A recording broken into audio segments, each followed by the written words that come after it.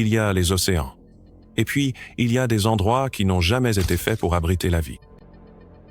Il y a des millions d'années, un de ces endroits a coupé l'Amérique du Nord en deux. Il était chaud, peu profond, silencieux, mais quelque chose n'allait pas. Car sous sa surface, la vie n'a pas évolué. Elle s'est déformée. Les dents sont devenues plus longues, les yeux sont devenus plus froids. Les prédateurs sont devenus trop parfaits et les proies ont disparu. Les paléontologues l'appellent la voie maritime intérieure de l'Ouest. Mais ceux qui ont étudié ce qui y vivait lui ont donné un autre nom, l'aquarium de l'enfer. Non pas parce que c'était chaotique, mais parce que c'était un aquarium de verre dont on ne pouvait pas s'échapper, où l'on ne pouvait que regarder alors que quelque chose de pire que des requins venait pour vous, des créatures qui n'auraient jamais dû exister, des prédateurs qui ont bouleversé notre conception de l'évolution, et un écosystème si parfaitement accordé à la terreur qu'il s'agit peu, être de la portion d'eau la plus dangereuse que la Terre ait jamais connue. Certains nageaient comme des balles, certains mordaient comme des boules de démolition, et d'autres attendaient en silence jusqu'à ce que vous soyez déjà mort. Et le plus effrayant, la plupart de ces créatures n'ont pas survécu à l'extinction, mais quelques-uns de leurs secrets subsistent encore, enfouis et non résolus. Voici l'histoire d'un océan qui a créé des monstres et des prédateurs qui ont éclipsé même le T-Rex. Il fut un temps où le centre de l'Amérique du Nord avait disparu, non pas enseveli sous les forêts, ni sculpté par les glaciers, mais englouti par la mer, un océan peu profond et baigné de soleil qui s'étendait du golfe du Mexique jusqu'au cercle arctique. Il recouvrait des chaînes de montagnes entières, coupait le continent en deux et donna naissance à quelque chose que la Terre n'avait jamais vu auparavant. Son nom était la voie maritime intérieure de l'Ouest, mais ce qu'elle a engendré n'avait rien de doux. Ce n'était pas comme le Pacifique ou l'Atlantique. Il n'y avait ni baleines, ni dauphins, ni récifs coralliens. C'était une soupe chaude et toxique où la survie était la règle, peu profonde, pauvre en oxygène et en perpétuel changement. Elle était assez profonde pour engloutir la Terre, mais assez peu profonde pour piéger ces monstres près de la surface. Elle créait des couloirs de chasse étroits, des poches thermiques, des gradients de pression qui conféraient vitesse et discrétion aux prédateurs suprêmes tapis, juste en dessous. Chaque centimètre de la voie maritime était optimisé pour l'embuscade. Et contrairement aux océans d'aujourd'hui, il n'y avait aucune zone sûre. Si tu nageais trop bas, quelque chose t'attendait dans l'obscurité. Si tu nageais près de la surface, tu projetais une ombre. Si tu t'attardais trop longtemps, tu disparaissais. Ici, l'évolution ne récompensait pas seulement la survie. Elle récompensait la peur, et seules les adaptations les plus terrifiantes subsistaient. Avec le temps, cette mer étrange est devenue le berceau de géants, certains dotés de mâchoires capables de broyer des os, d'autres d'une vitesse défiant toute logique, et tous conçus pour tuer. Ce n'est pas simplement un océan préhistorique, c'était le plan le plus mortel de la Terre, et la première créature à le perfectionner était sur le point d'émerger, Clidaste. Dans la plupart des océans, les prédateurs dominants règnent du haut vers le bas, requins, orques, léviathans. Mais dans l'aquarium de l'enfer, tout a commencé plus petit, plus rapide, plus intelligent. Voici Clidaste, le premier mosasaure à maîtriser ce cauchemar sous-marin. Avec un peu plus de 6 mètres de long, il n'était pas le plus grand, mais c'est ce qui le rendait pire, car Clidaste n'attaquait pas de front, il ne rugissait pas. Il se glissait à travers les forêts de kelp, autour des nuages de sédiments sous votre ombre. Il nageait avec une précision terrifiante, tel un serpent ayant appris à chasser en 3 dimensions. Ses dents étaient lisses et acérées comme des lames, parfaites pour trancher poissons, invertébrés et toute créature à corps mou, mais ne prenez pas cela pour de la clémence. Clidaste ne chassait pas pour tuer. Il chassait pour neutraliser, pour faire saigner sa proie, pour teinter l'eau de rouge et laisser le temps faire le reste. Son squelette était conçu pour la vitesse, avec une longue colonne vertébrale flexible et un corps profilé. Certains paléontologues pensent qu'il pouvait surpasser en agilité presque tout ce qui vivait dans son territoire. Mais la véritable horreur, il était être amphibie, capable de naviguer aussi bien en eau de mer qu'en eau douce, ce qui signifie qu'il ne vivait pas seulement dans l'océan. Il pouvait poursuivre ses proies dans les rivières, remonter les cours d'eau, s'aventurer dans les marécages, des endroits où personne n'était en sécurité. Ce n'était pas le roi de la mer intérieure, mais il n'en avait pas besoin, car Clidaste ne cherchait pas à régner. C'était perfectionner l'art de tuer. Et chaque prédateur plus grand qui est venu après lui s'est inspiré de sa conception, car Clidaste était la première version de quelque chose de bien pire, et l'évolution n'était pas encore terminée. Platecarp. Si Clidaste était un couteau dans les bas-fonds, Platecarpus était une ombre dans les profondeurs. Ce n'était pas le plus rapide, ce n'était pas le plus grand, mais il y avait autre chose, le silence. Tapi dans les couloirs plus frais et plus profonds de la mer intérieure, Platecarpus misait sur la discrétion, pas sur la vitesse. Long de 7 mètres et pesant plus d'1 tonne, il se déplaçait comme de la fumée, lentement, avec contrôle, mortellement. Ses dents étaient cassantes, fragiles même, non conçues pour broyer les os, mais pour percer la chair tendre des calmars et des proies gélatineuses. Cela a révélé quelque chose de glaçant aux scientifiques. Platecarpus chassait avec précision, ne ciblant que ce qu'il pouvait avaler en une bouchée ou immobiliser instantanément. Vivante, elle ressemblait à quelque chose entre une anguille reptilienne et un cauchemar. Ses membres en forme de pagaie et sa longue queue suggèrent qu'elle pouvait rester immobile, puis jaillir soudainement au bon moment.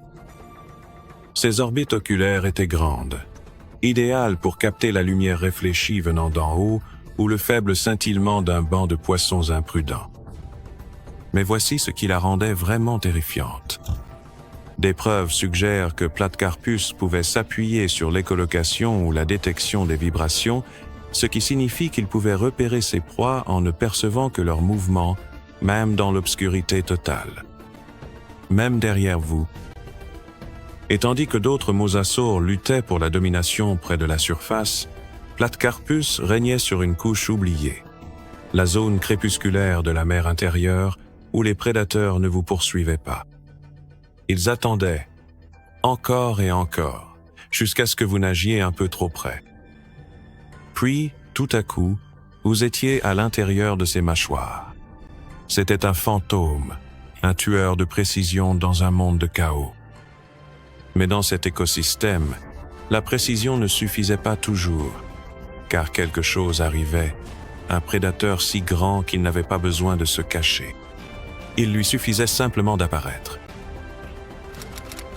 Imaginez un prédateur si massif qu'il pouvait tuer sans même avoir besoin de dents, juste par l'impact.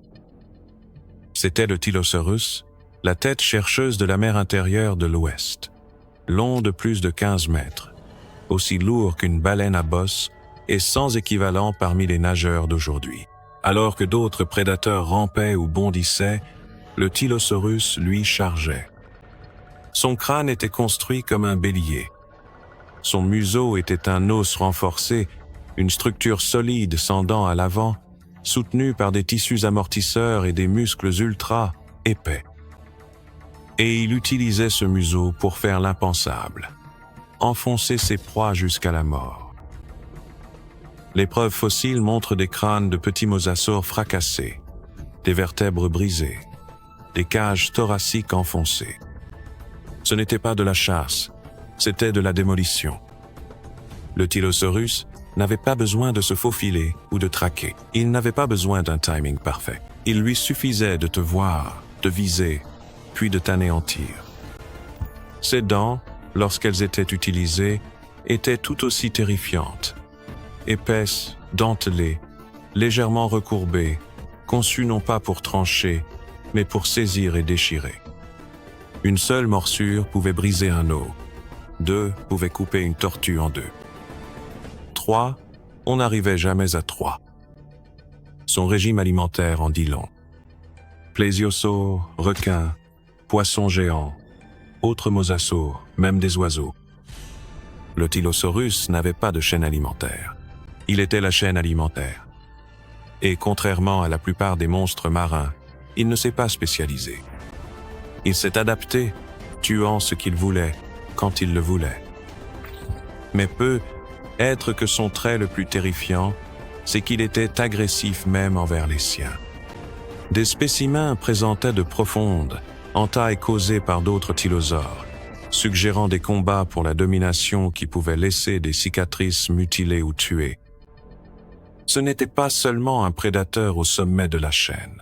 C'était une arme, un véritable marteau-pilon biologique forgé par un océan qui ne récompensait qu'une seule chose, la brutalité. Mais le tylosaure n'était pas seul. Quelque chose d'autre partageait le sommet de la hiérarchie, quelque chose d'aussi grand, mais bien plus précis, et cela portait un nom que vous connaissez peu être déjà. Il y a des légendes, et puis il y a le mosasaure, le plus grand des mosasaures, le souverain contesté de l'aquarium de l'enfer.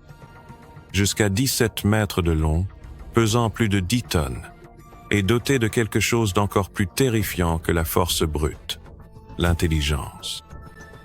Alors que le tylosaure était un bélier, le mosasaure était un stratège. Son crâne était massif, plus grand qu'un homme adulte, abritant une rangée de dents acérées comme des lames, dotées de doubles tranchants.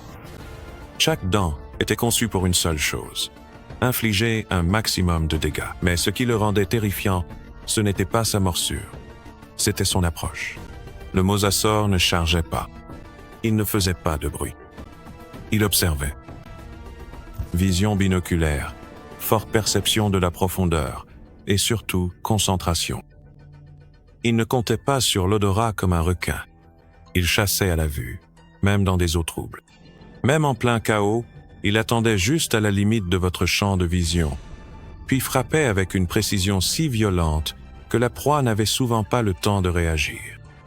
Ses mâchoires pouvaient exercer plus de ses 0 livres de pression, soit 4 fois plus qu'un crocodile marin. Une telle force ne se contentait pas de briser les os, elle les pulvérisait. Et le contenu de son estomac en est la preuve. Des oiseaux, des tortues, des requins, et même d'autres mosasaures. Contrairement au Tylosaurus, qui régnait par la domination, le Mosasaurus régnait par l'efficacité. Il ne se battait pas pour la couronne. Il l'avait déjà. Car pendant que les autres se battaient, le Mosasaurus s'adaptait. Il grandissait. Il survivait plus longtemps. Et lorsque les mères ont commencé à mourir, il a tenu plus longtemps que la plupart. Mais même les rois tombent, et le Mosasaurus allait bientôt affronter une menace sans précédent, un prédateur venu de la terre, doté d'une armure et d'une mâchoire capable d'écraser l'acier. Nous avons vu les monstres qui régnaient sur l'eau, des ombres rampantes, des mâchoires tonitruantes et des prédateurs suprêmes capables de réduire au silence des écosystèmes entiers. Mais s'il n'était pas seul, et si la créature la plus mortelle de l'aquarium de l'enfer ne venait pas de la mer du tout, parce que quelque chose attendait au bord de l'eau, une bête à la peau cuirassée, aux pattes capables de la porter sur la terre ferme, et au crâne assez puissant pour briser des os de dinosaures. Il n'était pas rapide, il n'était pas élancé, il n'en avait pas besoin, il lui suffisait d'attendre. Et lorsque l'eau baissait, quand la marée se retirait, c'est là qu'il frappait. Deinosuchus, le terrible crocodile, un titan né sur la terre qui entrait dans l'océan comme s'il en était le maître. Mais il n'était qu'une des nombreuses nouvelles terreurs qui commencèrent à émerger. Des créatures marines aux dents en spirale, des prédateurs dotés de sonars, et même des calmars préhistoriques plus grands que la plupart des voitures. L'aquarium de l'enfer n'en avait pas fini. Ces monstres n'avaient pas terminé d'évoluer. Et la seconde moitié de cette histoire nous emmène plus loin, plus profondément et plus près de l'extinction.